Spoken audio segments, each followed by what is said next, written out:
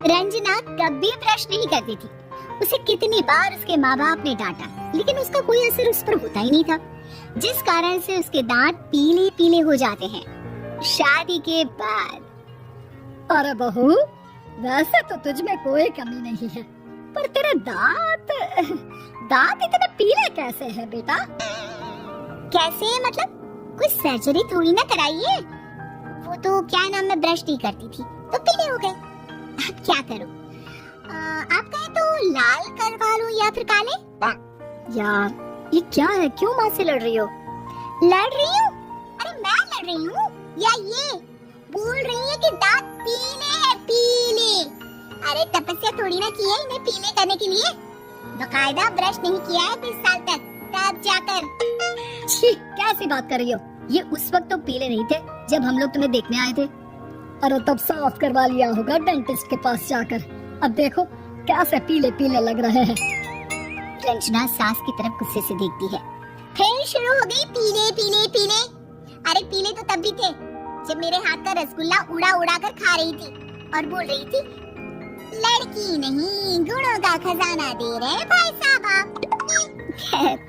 अब वो लोग करते भी तो क्या करते, पीले दांत वाली बहू पल्ले पड़ी थी तो झेलना तो था ही।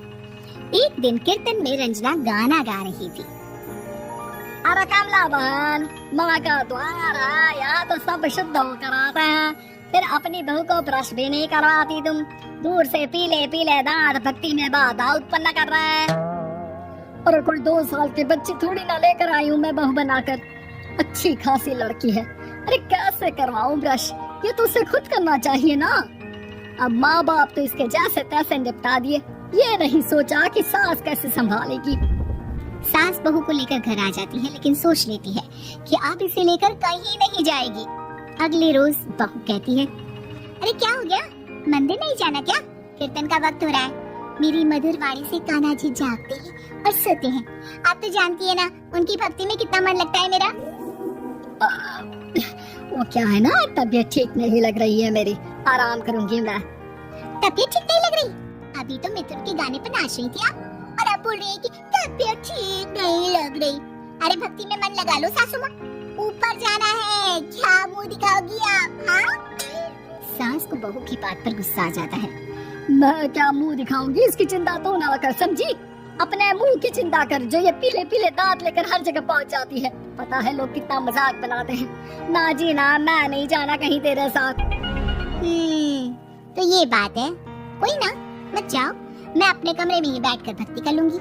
ऊपर वाला दांत थोड़ी ना देखता है, मन देखता है, भावना देखता है।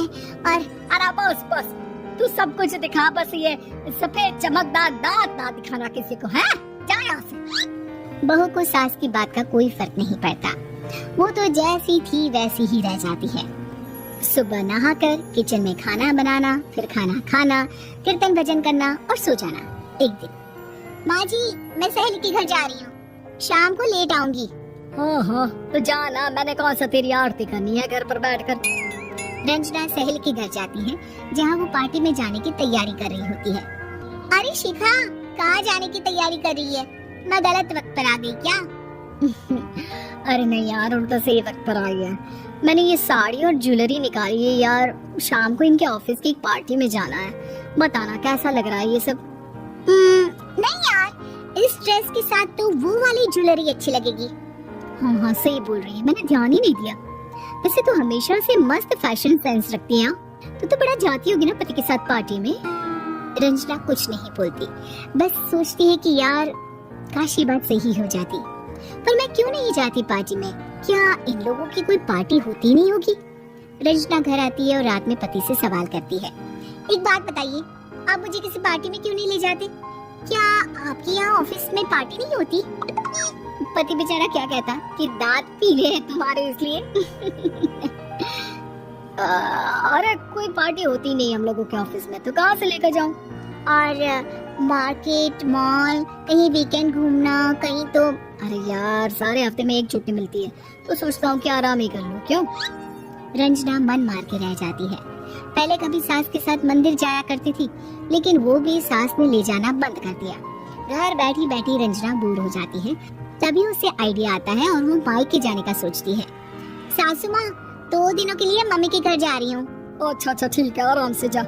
और हाँ, माँ से कुछ अच्छी आदत सीख कर आना कि कैसे शरीर के हर भाग की तरह दांतों की सफाई भी जरूरी होती है, समझी?